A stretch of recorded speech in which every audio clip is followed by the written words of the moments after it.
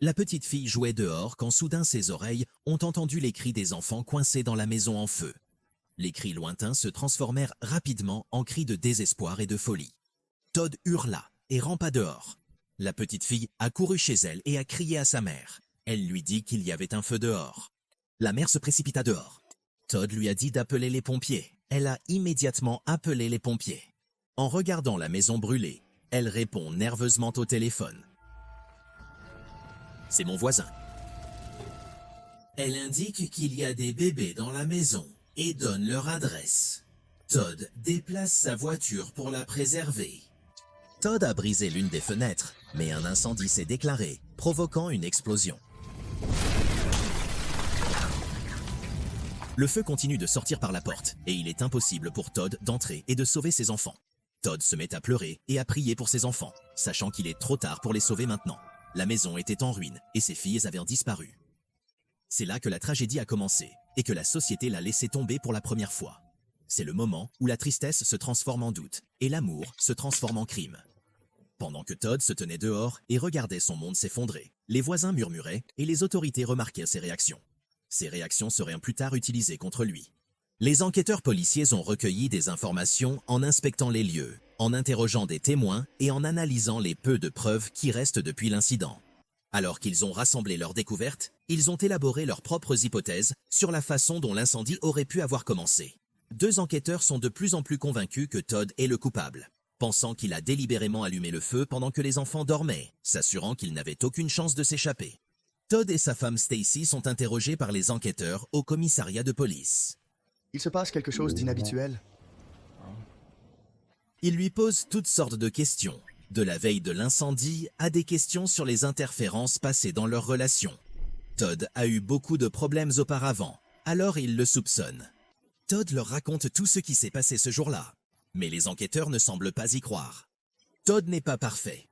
Il est grincheux et sa relation avec Shirley est pleine de querelles, mais il aime profondément ses enfants. Parce que tu ne l'as pas fait? Voilà. Pourtant, l'amour est rapidement éclipsé par la tragédie, la suspicion et un système qui juge trop vite. J'ai réalisé que j'entendais Amber crier « Papa, papa !» Après les funérailles de l'enfant, Todd et Stacy se disputent violemment en rentrant. Oui. Vous avez entendu ce que j'ai dit? Finalement, ils sont arrêtés par la police et Todd est arrêté pour le meurtre de ses 3 filles. Ce qui devait être une période de deuil s'est rapidement transformé en interrogatoire.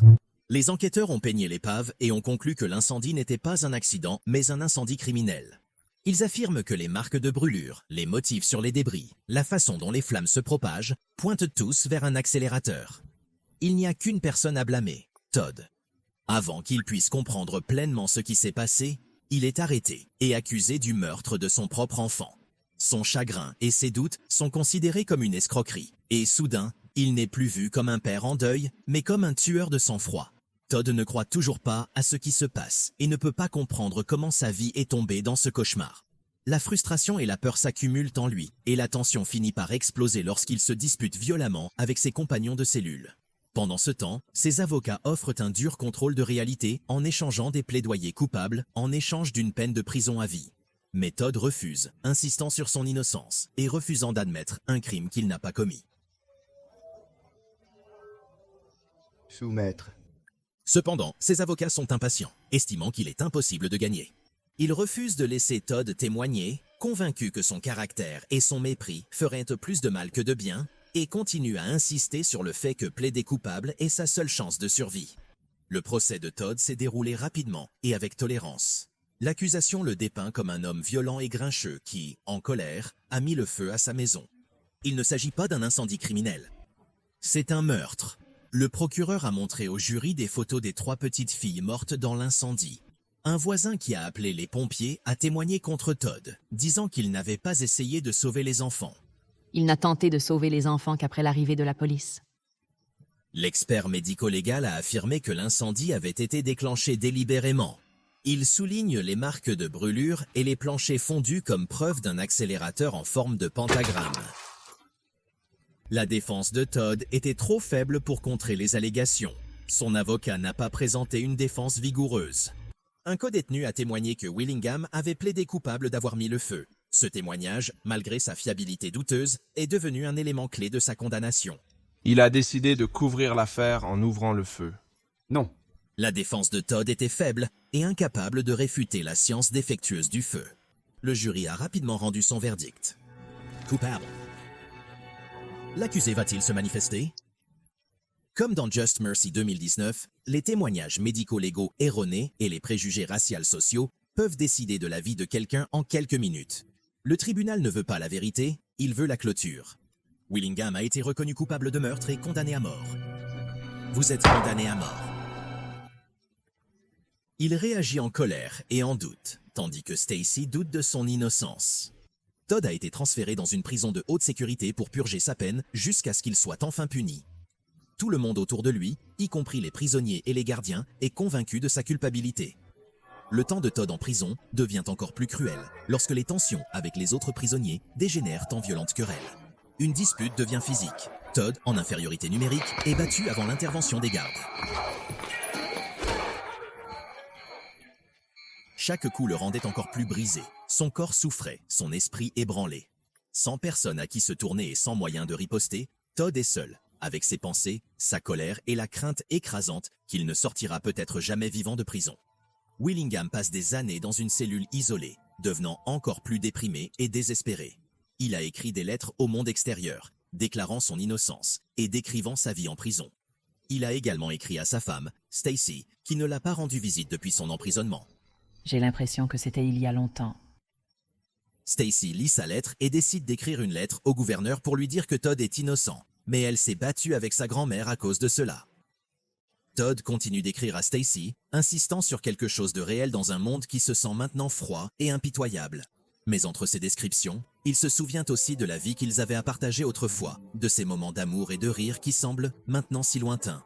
L'écriture devient sa seule évasion, son seul moyen de se connecter avec le monde extérieur. Un jour, dans la cour de la prison, un compagnon de détention le prit de côté et lui donna un peu d'espoir. Le prisonnier a dit à Todd qu'il pouvait contacter Equal Justice Texas, une organisation qui aide ceux qui ont été condamnés à tort. S'il leur avait écrit et expliqué sa situation, il pourrait peut-être lui affecter un avocat pour défendre son appel. J'ai dit que je pourrais trouver un nouvel avocat sans argent. Oui, mais Cette nuit-là, il retourne dans sa cellule et écrit une autre lettre. Un nouvel avocat lui a été affecté, qui lui a proposé des livres qui pourraient lui être utiles et lui a demandé s'il avait d'autres moyens de les aider dans le processus. Todd lui dit que personne ne veut l'aider en prison. Todd et les autres prisonniers attendent leur rendez-vous tout en disant au revoir aux prisonniers qui ont déjà reçu la date de leur peine.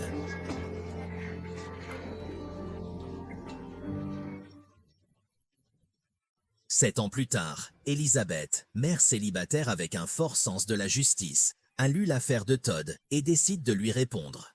Todd lui écrit à Elizabeth pour lui raconter ses jours en prison et sa frustration. Il a répondu à la liste des visiteurs pour qu'elle puisse venir le voir un jour. Elizabeth décide finalement de lui rendre visite pour discuter de la façon de l'aider. Elizabeth et Todd ont une très bonne première impression. Merci d'être venu. Ravi de vous rencontrer. Vous dirigez avec Elizabeth, déterminée à l'aider, et Todd commence à s'ouvrir et à montrer un côté de lui-même que les autres ne voient pas. Grâce à Elizabeth, Todd trouve une voie, quelqu'un qui croit son innocence alors que le monde l'a déjà condamné. Grâce à Todd, Elizabeth trouve une carrière qui va épuiser sa vie, une lutte pour prouver que la justice a échoué. Elizabeth est confrontée à sa seule difficulté à la maison, puisque son ex-mari est le père de ses 2 enfants. Todd ne cesse de lui écrire pour lui raconter sa vie. Il semble avoir beaucoup appris pendant son séjour là-bas. Après tout ce temps que j'y ai pensé, la haine m'a disparu. Elizabeth commence à rendre visite à Todd plus fréquemment, et à chaque fois, leurs conversations deviennent plus profondes et plus personnelles. Comme dans The Walking Dead, ce lien improbable va au-delà de l'aide juridique. Cela devient une sorte de salut spirituel. Ils ont ouvert leur cœur sur leur passé, leurs regrets et la douleur qu'ils ont tous portés. Ils parlent de leur conjoint perdu, du divorce d'Elizabeth et du mariage brisé de Todd. Ils partagent des histoires sur leurs enfants, la joie de la lutte pour la parentalité et la douleur de la séparation avec leurs enfants. À travers leurs conversations, Elizabeth commence à considérer Todd non pas comme un homme condamné par le monde, mais comme un homme laissé derrière un système qui ne lui donnera jamais une chance. Todd essaie d'établir une relation saine avec les gardiens de prison et partage même une partie de la sagesse qu'il a acquise dans les livres qu'il lit. Vivre, c'est souffrir, et pour survivre, Il faut trouver un sens dans la souffrance. Il mentionne qu'il s'est engagé à sa fille, qui lui rend souvent visite dans son esprit. Vivre, c'est souffrir. Il a des interactions pacifiques avec les gardiens et partage des informations personnelles, comme le nom de la fille du gardien. Todd continue d'avoir des interactions imaginaires avec sa fille aînée, des moments qui lui apportent réconfort et douleur, alors qu'il lutte pour faire face à son isolement. Il imagine des conversations complètes avec elle par lettres. Lors des visites, Elizabeth et Todd établissent une relation profonde. Elle l'encourage à se battre pour la justice, et ils trouvent du réconfort dans leur amitié improbable. Parfois entre 6 et 7 heures du matin. Déterminée à prouver l'innocence de Todd, Elizabeth contacte des experts en incendie et des avocats juridiques pour découvrir des preuves que l'enquête initiale était défectueuse. Monsieur Horton, votre commande est bonne. Elle contacte des avocats et des journalistes pour que l'affaire de Todd soit examinée. Elizabeth fait face aux compagnons de cellule de Todd. Elle a présenté les faits, montrant clairement qu'elle savait qu'il avait menti et que son témoignage a joué un rôle crucial dans la condamnation erronée de Todd. Elle l'exhorte à faire la bonne chose et à se lever et à reconnaître la vérité afin que Todd ait une chance d'être libre. Vous croyez bien connaître Todd. Elizabeth lui raconte les nouvelles découvertes qu'elle a découvertes et les preuves contestent le témoignage initial, montrant clairement qu'il était fabriqué et pourrait finalement prouver son innocence. Sa voix était pleine d'espoir. Je pense que le procureur a payé quelqu'un pour l'acheter. Il a accepté des pots de vin? Todd n'avait pas son enthousiasme. Il lui rappelle qu'il a utilisé 5 appels, chacun ayant abouti à une déception et chacun l'a rapproché de la fin de la 3e voie. Elizabeth voit la frustration dans ses yeux, mais elle refuse de reculer. Elle insiste sur le fait que cette fois c'est différent. C'est pourquoi nous n'abandonnerons pas une seconde. Elizabeth se rend à une station de radio et révèle qu'elle croit qu'il est innocent. Todd peut écouter Elizabeth parler. J'aide son avocat. Le procès de Todd était une farce totale.